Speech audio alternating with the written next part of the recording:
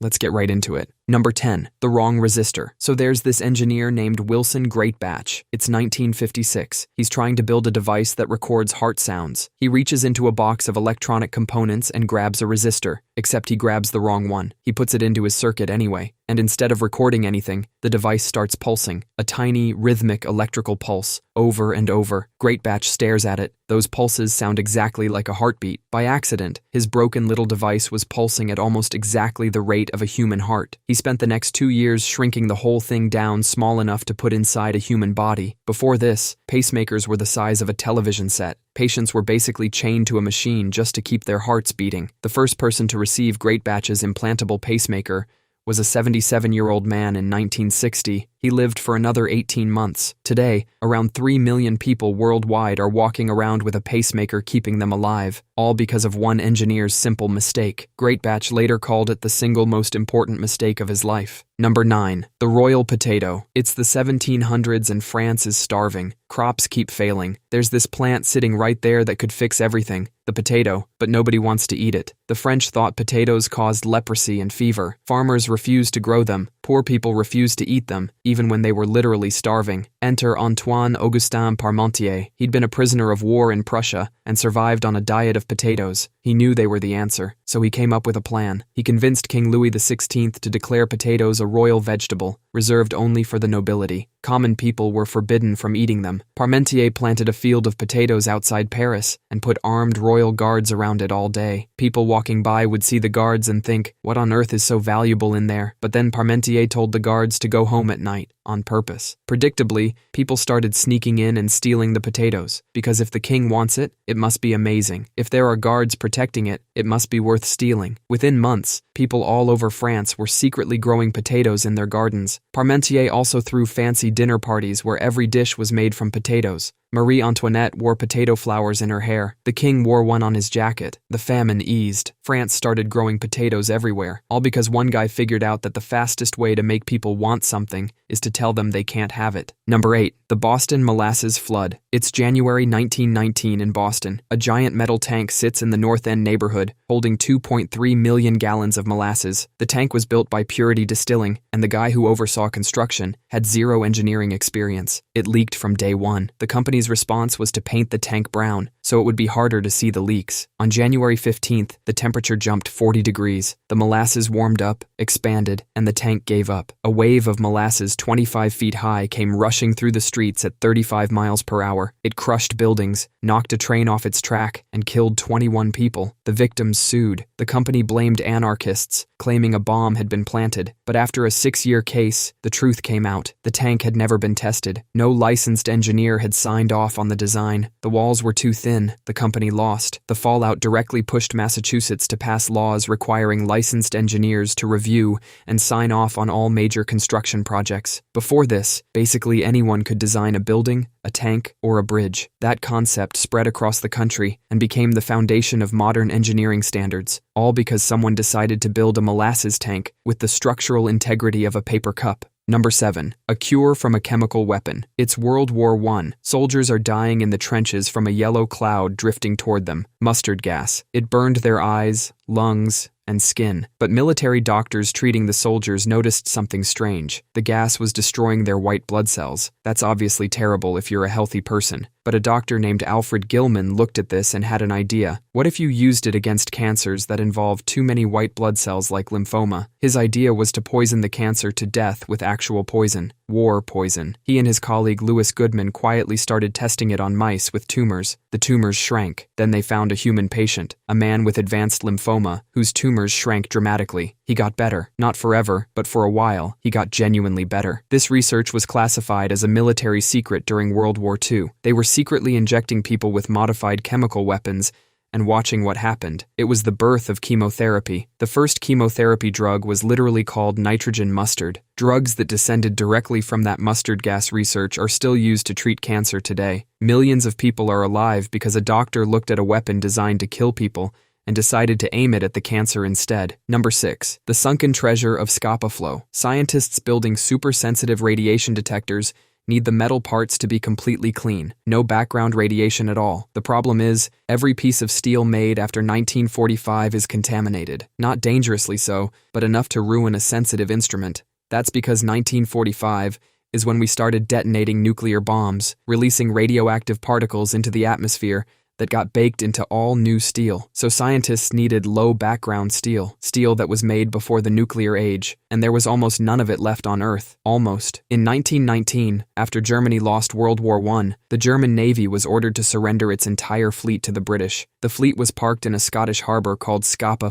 The German admiral, Ludwig von Reuter, gave a final order: sink every single ship. He scuttled 74 warships rather than hand them over. Von Reuter's little tantrum had accidentally created the world's largest time capsule of clean, pre-nuclear steel. For decades, those ships sat at the bottom of the ocean, perfectly sealed off from the contaminated atmosphere. Divers started cutting pieces off the sunken ships, and that steel became some of the most valuable scientific material on the planet. It's been used in radiation detectors sent to space, in dark matter experiments, and in medical devices that detect cancer. Number 5. The Leaning Tower of Pisa. Some Italian guys in the 1100s decided to build a tower. They picked the worst possible ground to build it on: soft, unstable soil that had the structural integrity of wet sand. The tower started leaning almost immediately. By the time it was finished, it was leaning about 5.5 degrees to one side, and then the earthquakes came. 4 major earthquakes have hit the region over the centuries, the kind that flattens solid stone structures, and the Leaning Tower of Pisa was completely fine, not a crack. Here's why. That same soft, mushy soil that caused the lean in the first place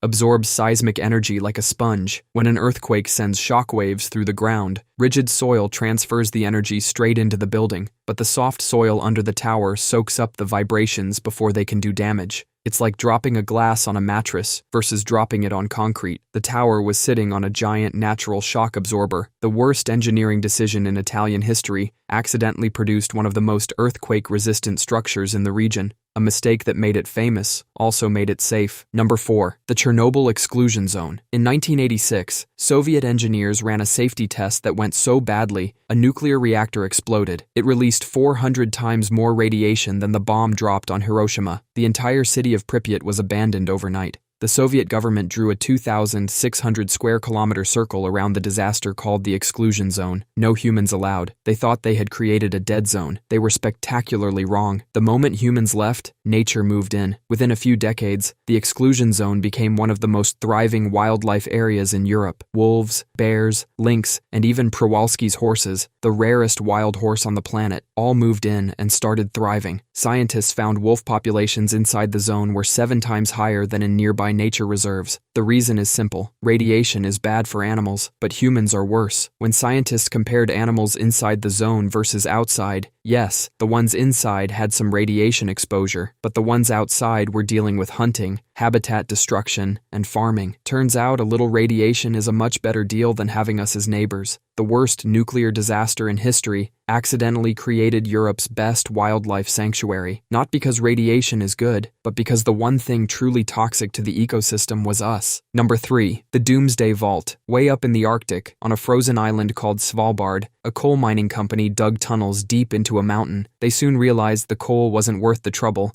and abandoned the mine, just a frozen, empty hole in the middle of nowhere. Meanwhile, the world's food supply depends on just a few hundred crop varieties. If a disease or disaster wiped those out, billions could starve. Scientists decided they needed a backup plan for all of Earth's seeds, a vault that could survive a nuclear war, a pandemic, or a meteor strike. They needed somewhere cold, stable, and remote. Then someone looked at that useless, abandoned coal mine in Svalbard and realized it was perfect. The tunnels were already dug, the mountain was permafrost, so even if the power went out, everything would stay frozen. The Svalbard Global Seed Vault opened in 2008. It now holds over 1.3 million seed samples from almost every country on Earth, a backup of everything needed to restart agriculture from scratch. When the Syrian civil war destroyed a seed bank in Aleppo, scientists withdrew their deposits from Svalbard, grew new seeds, and restocked. The mining company thought they failed. They accidentally built the most important room on Earth. Number 2. The Berlin Airlift. It's 1948. Berlin is split, with the western half controlled by the Allies, sitting like an island deep inside Soviet-controlled East Germany. Stalin decided to get rid of this splinter. He blocked every single road, rail, and canal into West Berlin. 2.5 million people were cut off from food,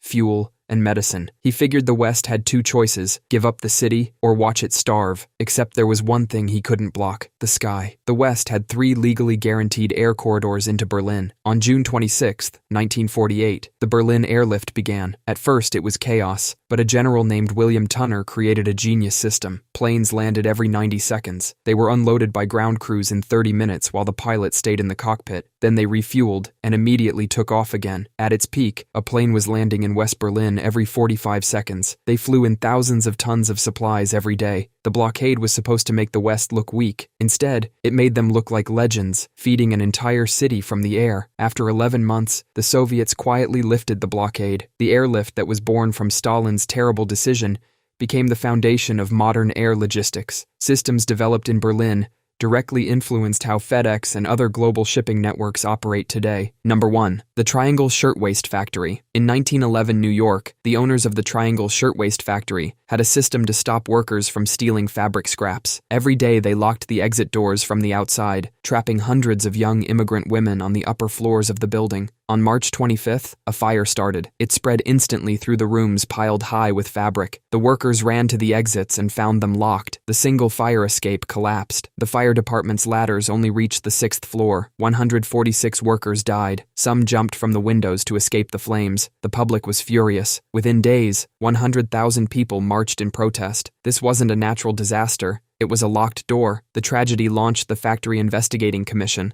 which uncovered that the Triangle Factory's conditions were the standard, not the exception. The commission's work led to over 30 new laws in New York, covering fire safety, building codes, and working hours. These laws became the blueprint for the rest of the country. The green exit signs glowing over doors, the panic bars that let you push doors open from the inside, mandatory fire sprinklers and fire drills, all of these trace back to this one fire. A young investigator on that commission, Frances Perkins, witnessed the fire firsthand. She would later become U.S. Secretary of Labor and spend her career turning the lessons from that day into federal law. That's all for today. I'll be making similar videos in the future. Subscribe to see them.